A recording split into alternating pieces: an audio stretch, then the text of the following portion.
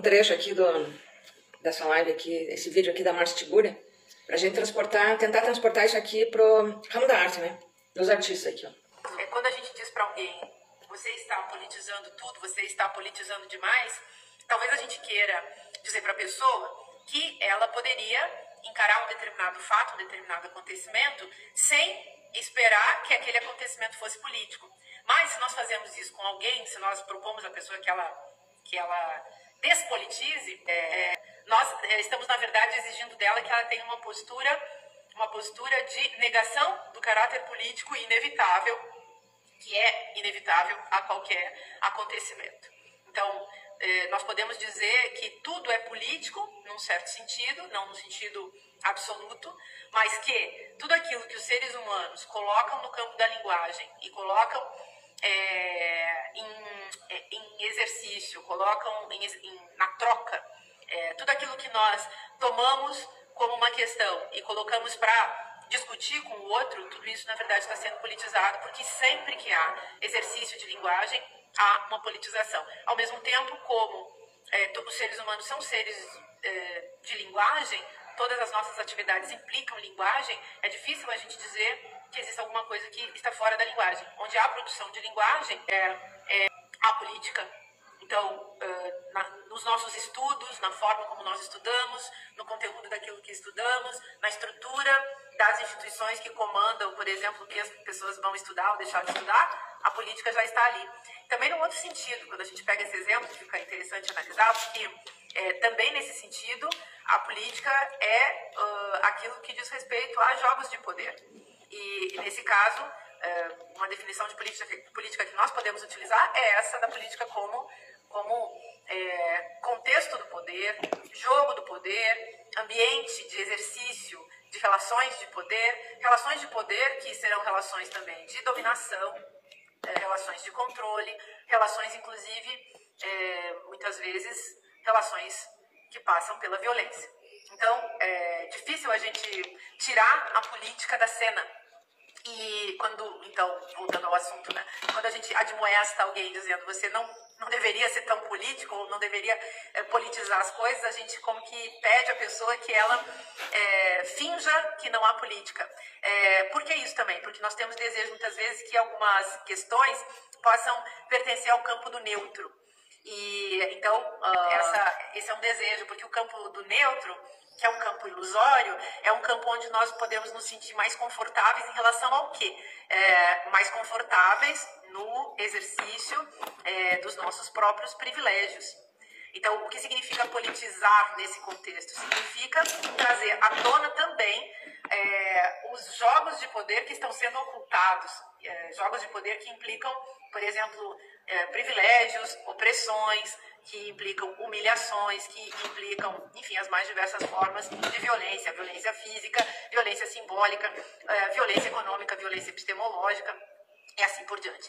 Então, para responder essa pergunta, o que é a politização, a gente pode dizer que a politização é o ato linguístico, seja simbólico, seja físico, através do qual nós tornamos evidente e conhecido o conteúdo político dos acontecimentos, dos objetos, conteúdos que, por sua vez, conteúdos políticos que, por sua vez, costumam ser ocultados pelos jogos de poder exercidos para a manutenção do próprio poder.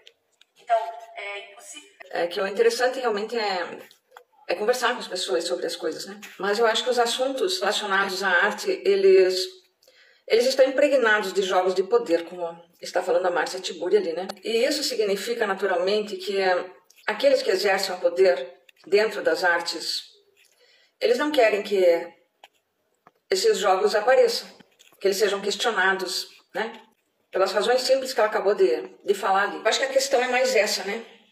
Mas eu queria comentar aqui sobre alguma coisa sobre o que a Márcia Tiburi falou, né? Porque esses dias, justamente, eu estou com bastante dificuldade, como eu já falei várias vezes aqui, de dar início ao projeto presencial, principalmente do Pinguim de Geladeira. E, às vezes, até ao projeto mesmo virtual aqui. Tipo, chamar pessoas para fazer uma entrevista. Eu já tive uma entrevista negada, que a pessoa falou que ia fazer a entrevista, que ia responder.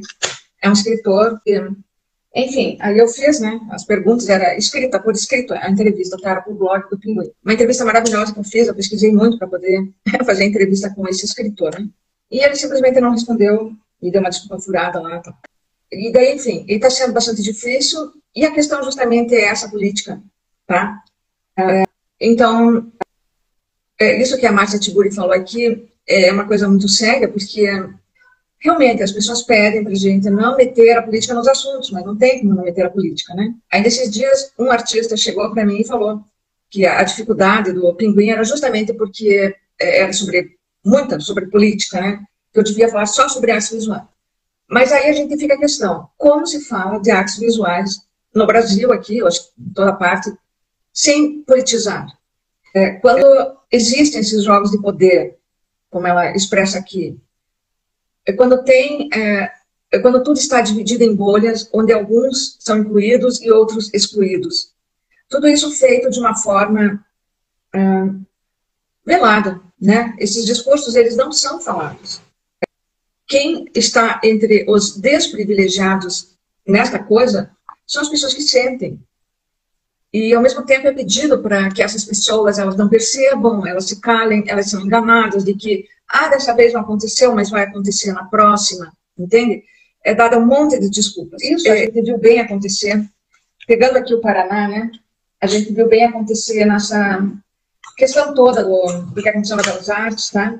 O trabalho todo que foi pedido a alguns artistas que fizessem e que, a meu ver, não era da competência deles, desses alunos, né? Então, ficou a questão para mim, e eu acho que para muita gente que não se manifesta, ficou a questão, a quem serviu esse trabalho que não era propriamente um trabalho de escola, de formação, né? Fazer um site, onde isso se insere num estudo de uma faculdade de artes plásticas, de belas artes, né? Onde que isso agora está inserido? Fazer o site, construir o site, não o que colocar no site. A segunda questão é, por que foi chamado de mapeamento algo que não é um mapeamento, que todos concordam, todos com quem eu conversei no particular, porque as pessoas não gostam de se manifestar no público. Todas essas pessoas concordam que não é mapeamento, a não ser quem fez o mapeamento, né? Quem está envolvido nisso que diz que é mapeamento. Por outro lado, se realmente fosse para ser um mapeamento, que mapeamento significa esquadrinhar uma região e colocar ali tudo, como mapear ruas de uma cidade e tal. Por que não pegar aquele dicionário da Alice Araújo, que já está pronto, né? É um mapeamento aquilo que ela não concluiu porque ela faleceu e, enfim, aquilo tem que ser concluído. Porque aquele é o mapeamento feito das artes visuais do Paraná, tá? Não é nem só de Curitiba. Por que não partir desse mapeamento, então, que ela começou, colocar lá no tal do site e a partir daí continuar, né? Essa é uma questão. Então, por que a Belas Artes resolveu fazer essa curadoria chamada de mapeamento? Essa é uma questão, é importante discutir sobre isso. Tantas pessoas se sentiram tão desprestigiadas ali, alguns grupos, e reclamaram, porque realmente acreditaram que era um mapeamento. É por isso, uma curadoria, as pessoas vão reclamar, porque daí é uma questão pessoal de quem faz a curadoria, né? E, ao mesmo tempo que na postagem lá houve as reclamações, houve também respostas automáticas, dadas para as pessoas. Por que a questão das respostas automáticas? Porque depois de toda aquela discussão que houve, inclusive eu aqui falando, e querendo convidar pessoas que estavam satisfeitas, também querendo convidar pessoas que fizeram todo o mapeamento para conversar aqui, por que isso não acontece? O que as pessoas têm medo de perder? Olha a questão. O que as pessoas que estão por trás desse mapeamento, ou seja, as que mandaram fazer o tal do trabalho, por que elas não vêm falar pessoalmente, publicamente, ser questionadas publicamente sobre o assunto? São várias questões com relação a isso, tá? Os próprios alunos, pelo vídeo que assisti, eles estavam, assim, me pareceram constrangidos com a questão. Eu vi alguém lá dizendo que fez até o site através do seu celular, porque foi na época da pandemia, que estavam afastados. Então, como que o aluno ele vai usar a internet dele, da qual ele paga, e não a internet da escola? Qual que era a recompensa para os alunos fazerem esse tipo de trabalho, e não outro, que fosse desenvolver as suas habilidades artísticas, né?